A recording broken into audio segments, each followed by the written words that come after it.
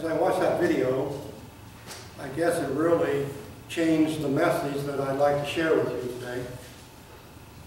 The audience that Jesus speaks to here, the audience that absolutely rejects him, the audience that wants absolutely nothing to do with him are who? Church people, the religious people. And I would be of the opinion that if Jesus would come today, we'd have the same reaction to him. I want to look at basically verse 12, that Jesus speaks that he is the light of the world. You know, there's a story about this nomad. He's out in his tent one night and he is eating because he's hungry, and he takes a date and he bites into the date, and when he bites into it he sees this worm in it. So he takes the date and he throws it out of his tent. Well, he takes another date out of the bowl and he bites into it, he sees another worm in it. And he's concerned the fact that these worms are through all of his dates. He's got nothing to eat. So what does he do? He blows out his candle and eats the dates in the dark, so he can't see. There are a lot of people in our world that are living in darkness. Perhaps some of you are living in darkness. Perhaps we think that we are religious, and Jesus takes this very, very special festival of the Jews to announce this to them. It's the Feast of the Tabernacles. And see what happens if we decide just to remain in the dark, then we avoid the truth. We ignore the truth. We pretend that it's not true. So in the midst of this great festival, it's called the Feast of the Tabernacles, and tabernacle just simply means a tent. And what has happened here, that it's a celebration, a commemoration of the past, when God led the people through the wilderness. So every Jew, every Israelite that would be there, and a lot of people came home for this Feast of Tabernacles, would go out and they would live in these shelters. And there's one particular point in time in this, that this menorah is lit. I don't know how many of you know what a menorah is. Ron, if you might want to turn these lights off so you can see the screen. They don't need to see me, right? And the congregation said, amen. Turn out these lights so I don't have to. No, I'm just kidding. This big menorah will be lit, and it lights up all the streets of Jerusalem. And this is the celebration of how God led them through the wilderness. We'll talk about that in just a few moments. So in the very midst of this, Jesus stands up and looking at the menorah. See, there's a lot of things that we miss if we just don't check into what's going on here. He looks at this giant menorah that is lighting up all the streets of Jerusalem, and what does he say? I am the light of the world. It's not this menorah. And he's making a bold statement here to these people. I am the light of the world. Anyone who follows me will not walk in darkness, will have the light of life. He is saying he's fulfillment of what they're doing in the Feast of the Tabernacles. Now, folks, there are, I think, 7 feasts that the Jews were to observe. 3 of them, you had to pick 3. You had to go to at least 3 of those. And sometime if you would desire that knowledge, you look at how Jesus is the fulfillment of every one of those feasts. That he claims that here. It is not the menorah that is the light, he is the light. And they are reminded of this pillar of cloud and light and fire that would lead the Israelites to the wilderness. Anybody know the name? Shekinah. The glory of God, the presence of God. That during the daytime this cloud would shelter them, and at nighttime it would lead them, showing them the way. And Jesus stands up, and what does he just claim to these people? I'm that light. I'm the presence of God. I'm the glory of God. And he makes this statement to these people, and I just want to look little by little here about his statement. His first statement is 2 words. He says what? I am. I am. And we're going to talk about in a moment, but that's an important statement that Jesus makes. Folks, if it is within us to understand there are 7 times in the book of John that Jesus says, I am. I am the bread of life. Okay? I am the light of the world. I am the gate. I am the shepherd. I am the resurrection of life. I am the way, the truth, and the life. I am the true vine. Each one of these statements he makes about himself. And one of the things that we have to grab hold of here is the fact that Christianity is not about a bunch of do's and don'ts. It's not about a dogma or some kind of doctrine. It's not about some kind of teaching. It's about Jesus. Right, louder. Jesus. That's who this is about. Not about coming to church, not about going through all the motions, not about any of that stuff. It's about Him. I am, he says. To be very, very frank with him. He is not saying that he's holding the light. He is not saying that he's the way to the light. He says, I am the light. I am the way. It's not about a bunch of religious rules. See, here again, folks, understand, who's his audience that he is speaking to? Church people, you and me. Okay? And for some reason, we have demoted Christianity down to a bunch of rules. Well, here's what you have to do, and as long as you do these things. And Jesus stands before the Jews and tells them their father is who? The devil? That's not going to make for popular preaching, is it? He makes it out of his love for them to try to get them to wake up. You know, the next several sermons that we have in John chapter 9 and forward is going to be this very thing that Jesus has come back to the people that are supposed to know. He's coming back to the people that are supposed to have faith. He's coming back to the people that are supposed to be saved. And what does he say to them? You have no idea what this is about.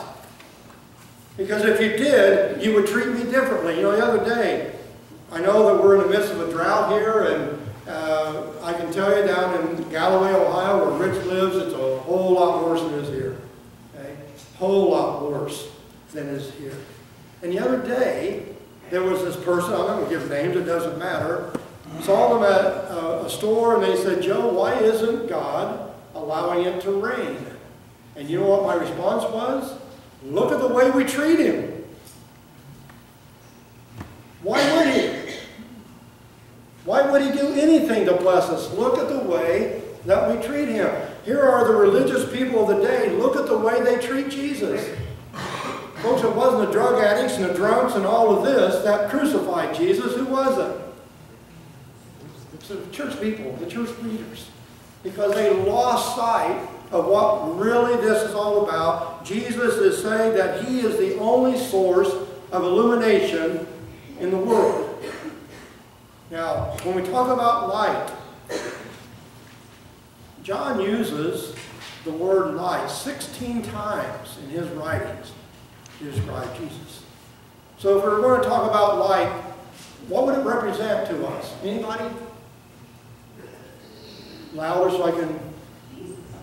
Pardon me? Jesus, okay, but what is light? What kind of symbolism does it give us that we could describe what light is in the Bible? It's pure. Pure? What? Okay. It stands for righteousness. It stands for holiness. It stands for truth.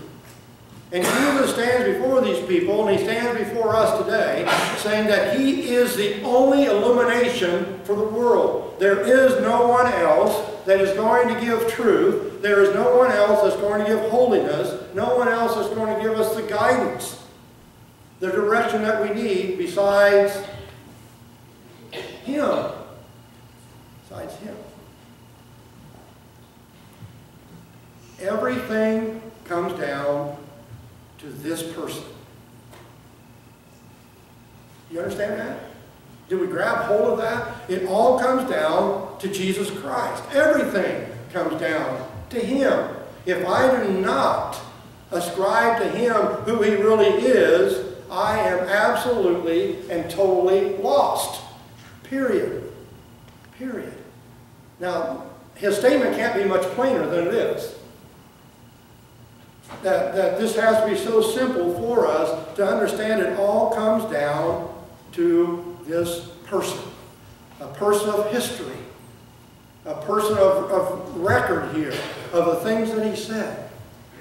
Who he was and who he claimed to be. There's some caverns just north of Yellowstone National Park. And the story is recorded how it was found that this gentleman was walking along one of the mountains just north of the park, and he fell through a hole. The earth just gave way, and he fell in, and he found himself wandering in the dark, and he came to this cavern. And he was there for a couple of weeks. No food, no water, no way to get out. And he just, every day, would just keep yelling, "Help me, help me." And finally, after a couple of weeks, here's somebody that hears him.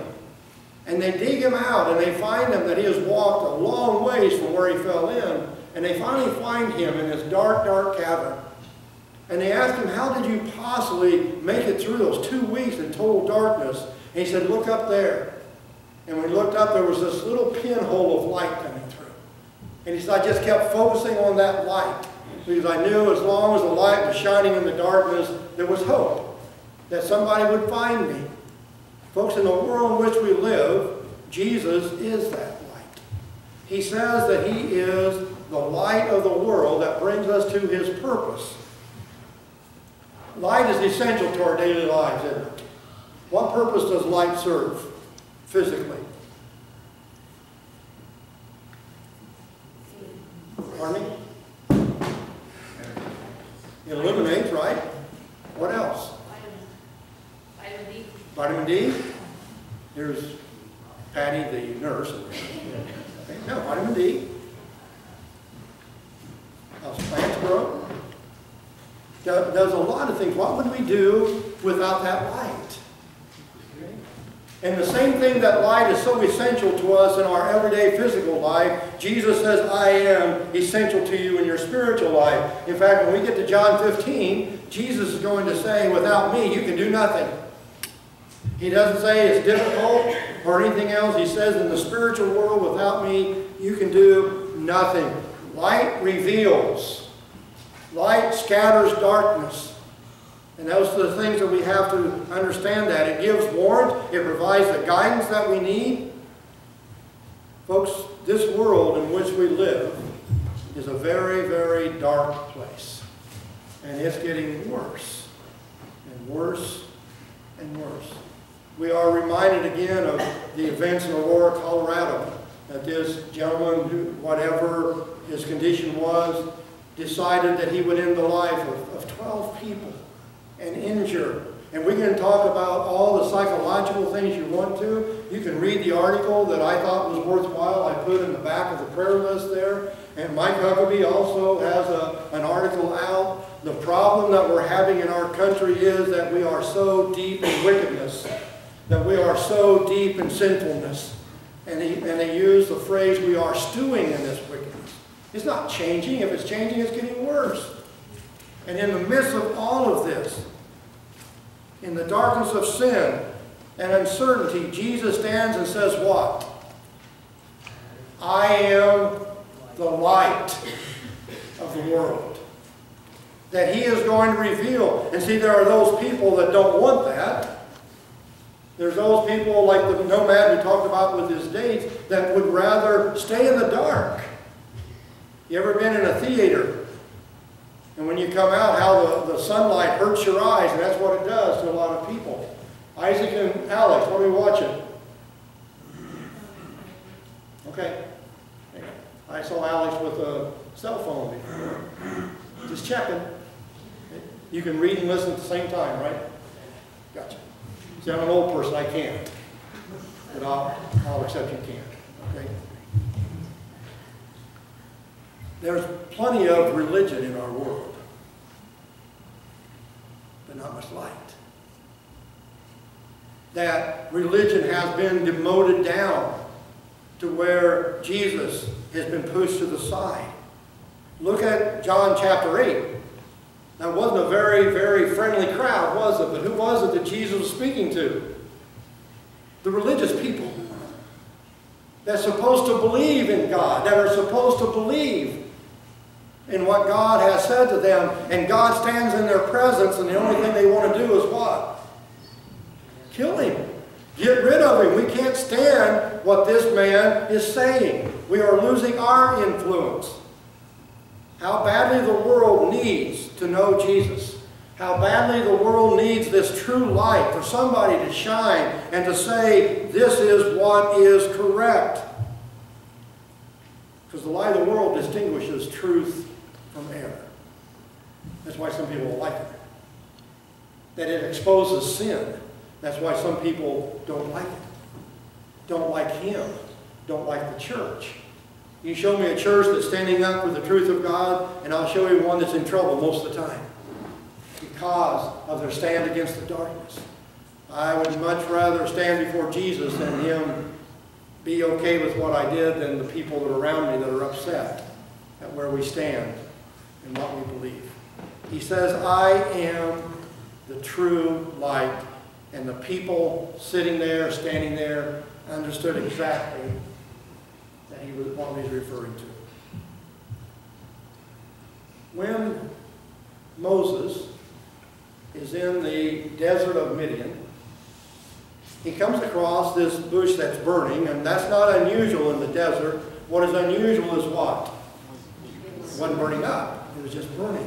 And he goes over to this bush and has his conversation with God. And when God tells him that he wants him to go into Egypt to deliver Israel out of Egypt, Moses doesn't want to, so he comes up with 5 excuses, just like our excuses for not serving him, why he shouldn't.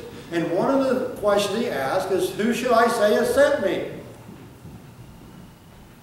And God says, tell them, I am has sent you. That is the word Yahweh. That is the covenant word for God here. And in John chapter 8, verse 58, where they get all upset, they laugh at Jesus when he says that Abraham saw my day and rejoiced. And in verse 58, Jesus says what? Before Abraham was, I am. They knew what he was saying. They understood the statement that he was making, that he is God in the flesh before them. And instead of bowing down and worshiping him, they decided to do what? Stone him. To kill him because he claimed to be God. How badly do we need that?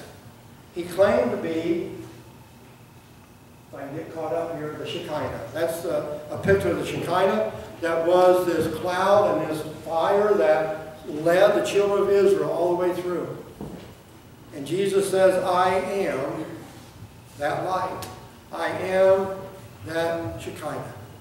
So here is Jesus who says that I am the light of the world. But then he puts the ball in their court because the next thing he says to them is what? 3 words. Whoever follows me.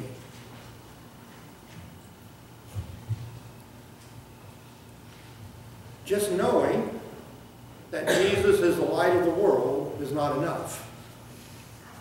Just understanding who he is not enough. Jesus speaks of those that follow me. It has to go beyond intellectual understanding. It has to.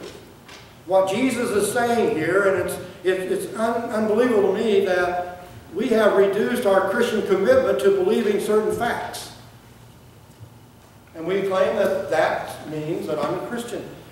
Do you believe that Jesus is the Son of God? And we will say, yeah, I believe that fact. Jesus says if you believe that fact, what are we going to do? Obey him. Okay? So the question then that he promises this light of life to, folks, is not just everybody that decides to come to church or everybody that decides to be baptized in water. This promise that he makes to them are those who follow him, who obey him. And see, we've tried to separate the two. Can't you imagine Noah saying to God, I believe in you, God, but I'm not building any ark. Abraham says, well, I believe you, God, but I am not moving to the Middle East or Mesopotamia. What would we say about those folks? See, it's not about just believing some facts. And I fear that's what Christianity has been demoted to. I believe certain things, so I'm satisfied, I'm settled. Jesus said what? Whoever follows me. And you see, folks, if I'm following him, I can't be in the lead. I can't be the one determining. I'm going to be in camp this week with the junior campers, just speaking at night and teaching a class one day. But one of the things that Jim Small, the dean, has come up with is about the Olympics. And his theme is about the Olympics. So my sermon tonight, my message, he calls it a pep talk. We just try to fool these kids all you can. But it's about to run the race. And I think it's, and he left that one open for me, whatever I wanted to speak from, and I pretty much determined that Hebrews 12, the writer of Hebrews says, therefore we have such a great cloud of witnesses surrounding us, let us throw off all that hinders and the sin that so easily entangles us, and let us run the race that is set before us. Well, that's an important point. I'm to run a race that's already been set for me. I'm not supposed to determine the route. That's what we want to do, isn't it? Live our own lives. Decide for ourselves what we're going to do. Folks, and when we live our life every day, by what principles do we govern our lives? Do we look at Christ and what he teaches and we're going to follow him? Or have we decided that he's going to be part of our lives over here, but to follow him is something we're not interested in? However, I certainly expect I'm going to go to heaven when I die. Really? Whoever follows me, Jesus says. Whoever follows me.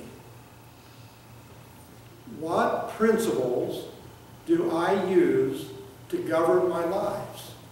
Is it the principles of Christ? Am I following him? Do I look at my life and say, here's what Jesus wants me to do, therefore that's what I'm going to do? Or do I ask Jesus what he wants, and I'll decide whether I'm going to obey or not? What is the principle by which we govern our lives? And see, when I do this at camp, I always tell the kids, I don't want the church answer. Okay, I don't want the religious answer. I want to know the truth. I want to know exactly what you think. Because if our thinking is wrong, if we're not really following Jesus in our lives, then he is going to introduce us one day to some real darkness. Well, there is no light, because the light is not present there where we will find ourselves. To sincerely trust in Jesus leads to obedience. Always has, always will, always will. So can I look and say that I am being obedient to Jesus? Am I following what he tells me? Am I following where he leads me? It is Galatians 5 that the Apostle Paul says, if we live by the Spirit, let us keep in step with the Spirit.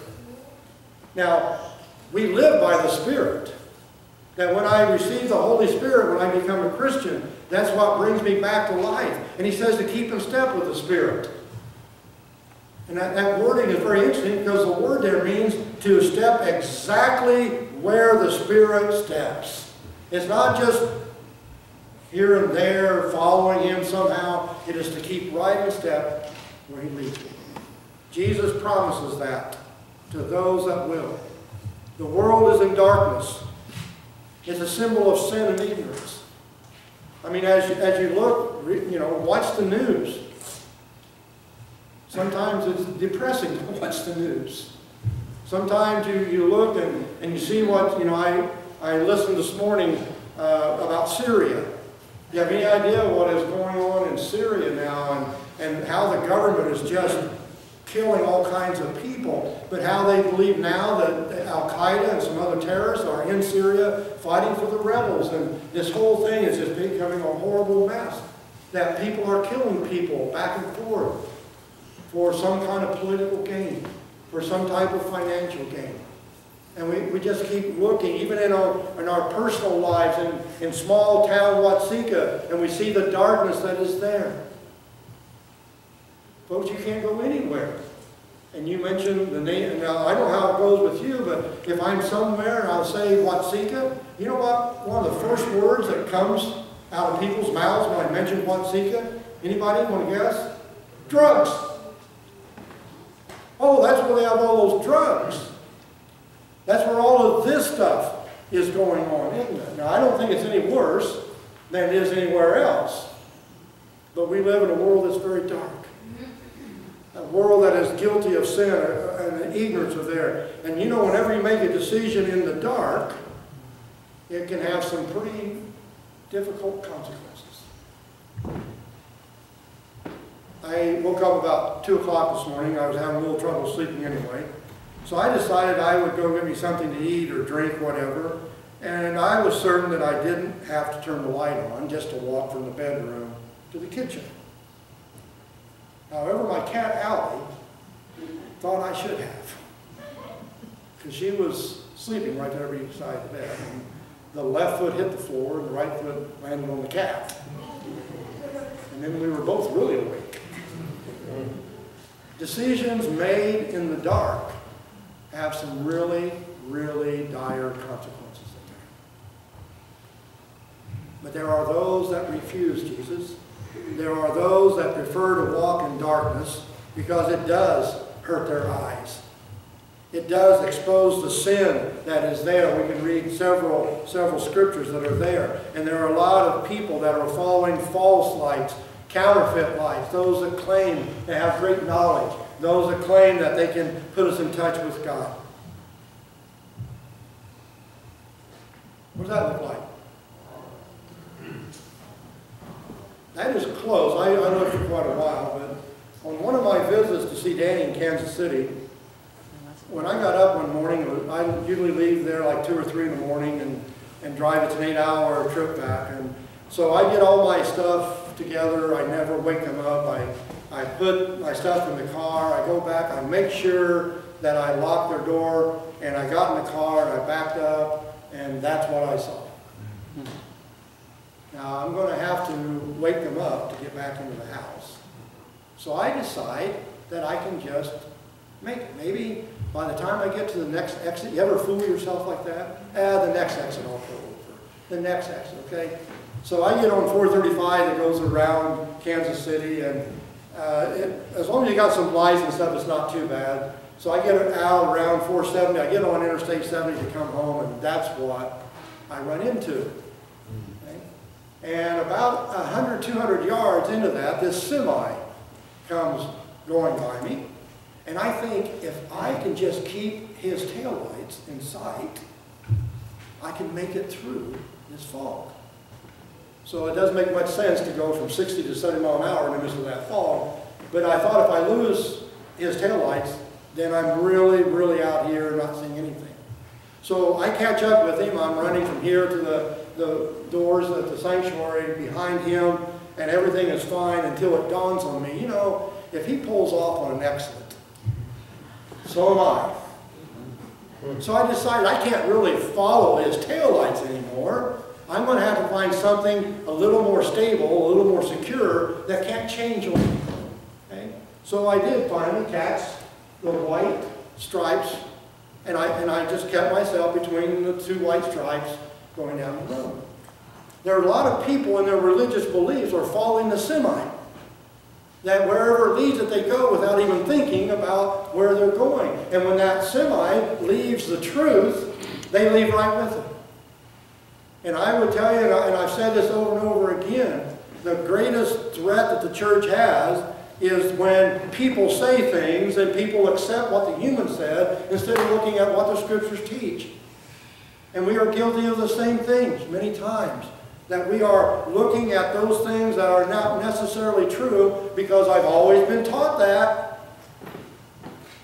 There's a number of things that I have learned in my life as I study scriptures that didn't quite come out the way somebody told me they would.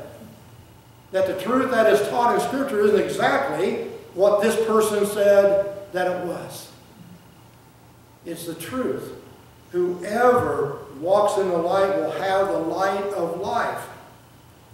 Bob Russell, who preached at Southeast Christian Church in Louisville, Kentucky, says that there are times, and that's just a small church, I don't know if you're familiar with, they only run about 15,000 a Sunday. Okay? Just a little white spot. But I was just really thrilled to know that they have a problem with birds getting to the sanctuary. Now, I was going to call him and ask him about bats. Okay? But he says what they do when they get a bird in the sanctuary, he said it interrupts worship, of course, and birds can be messy. We won't elaborate on that. He said what they do is they go in the sanctuary and they turn off every light that they can possibly turn off to make it as dark as it can be. And they open up one little door with a light shining that door, and that bird will automatically fly to that light. And I thought, man, that'd be great if people were like that. That in the midst of the darkness, they would see a true light, that we would fly toward that light. The darkness and the light stand in opposition to one another. Now, that makes sense to us, but I think it's something that we need to grasp also. That when we start looking at the world, we see that we're not that much different than they are. Somewhere along the line, somebody compromised the light. Somebody is going toward the darkness. There is no way that can be true if I am following Christ. In fact, I would tell you the only time that you see a shadow is when you're walking away from the light. When you're walking away toward the darkness is when the shadows come up. We were talking about these things, and I want you to understand that in this big battle between light and dark, light wins. Now, I just have to decide whether I have that light in me or not. But the light's going to win. Upon this rock, Jesus said, I will build my church, and the gates of hell will not prevail against it. The light wins. Which side are we on? See, that's the question that needs to be answered. Are we following certain things that we agree with, or are we following Jesus and Jesus alone? The other night, we were talking about that on Wednesday night, I think, and Dick Crawford. You know Dick, don't you? Dick never says too much worth anything most of the time. Right? I guess. We were talking about that, and he said, Joe, what do we do?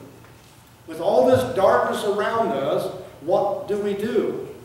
And do you remember what I said? We preach, and we teach, and we reach. We introduce the light in the midst of the darkness. And just for a little commercial here, folks, VBS is next week. We've got all these young people that are believing lies in their life. All these young people are confronted with a lot of things that you and I never would have thought of. And they are going to be here for us to preach to and teach to and reach for the light. Decide where are you going to be during that time that we're doing that. How badly does the darkness bother us? How upset are we about what we see going on in our world today? That we live in an amoral society, which basically means that I can do wrong with no guilt. There is no such thing as right or wrong. But the light, as Jesus stands, he proposes to us that there certainly is. That we are the light. What did Jesus say in Matthew 5 about salt and light? You are, he said. He didn't say we should be. He didn't say we need to be. He says, you are. So how salty is our salt? How bright is our light? Because Jesus said nobody puts a basket or anything over the light. It's there to be seen. If salt isn't salty, what did Jesus say? Might as well just throw it out. Just get rid of it. Because it's of no value whatsoever. We possess, we will have that light of life. The light of the world in darkness. Living in the light, folks, means leaving the darkness. That's that simple, isn't it? It's not living in the darkness every once in a while stepping over into the light. It's about living in the light. It was not rehearsed, but I appreciate Janet's verses that she read this morning. It is Jesus that says what? I'm going to call you out from those people. And I'm going to give you this light, and then I will be your Father, and you will be my children. There is no middle ground. We keep looking for it. And there's not any. Folks, this morning you either belong to the light or you belong to the darkness, and we have to decide which we're going to follow, because we're following one or the other. Which will it be? The light shines in the darkness. That is what John 8:12 through 58 is all about. And having the light means that I reflect the light to those around us. Because there's nobody else going to do it. If we that say that we live in the light are not sharing that light with someone else, then we are not fulfilling the purpose that Jesus has for us. And we're supposed to be following him. Who is this Jesus? He says, I am the light of the world. Now, I don't get too technical with you, because I'm not smart enough to get too technical. But if I was to translate John 8:12, literally, what Jesus said, it would be something like this. I, myself, and only I am the only light of the world. Now, that's pretty exclusive, isn't it? I'm it. I'm it. And if we are following him, then we are to be the light of the world. Exactly what Jesus said in Matthew 5. Robert Louis Stevenson was a young boy, and he was looking out, he lived many years ago where they had the street lights that were gas operated, and every night somebody had to come, a lamplighter would come and light the street lights. Okay? And one night he was looking out the window and he saw this lamplighter coming down the street, and he called to his aunt. He said, Nana, come here. There's a man poking holes in the dark. Jesus has given us the power to do that. If I am following the light, if I am following Jesus, we will spend our lives poking holes in the dark. We will be bringing the light of the world to people and at least give them the opportunity to accept or reject. Are you in the light? Or are you in the darkness? Are you following Jesus? Or are you trying to follow him in the world too? It just doesn't work. It doesn't work. Before us, this bread, this cup of juice, represent his body and his blood. The light came to shed light, and we can make that decision ourselves today. To live in the light, to follow the light of the world, and to poke holes in the dark. Let's pray. Father, we bow before you just now, knowing, God, that our light hasn't been shining as brightly as it should. That the power that we have is far greater than we have displayed. Our world is dying lost. Our world is in darkness. And Father, I pray that as we come to this table, we will see the light of the world before us in your Son, the sacrifice that he made, the commands that he has given to us, and that we might have the desire to follow the light of the world, that we may be a light to the world, is my prayer in Jesus' name.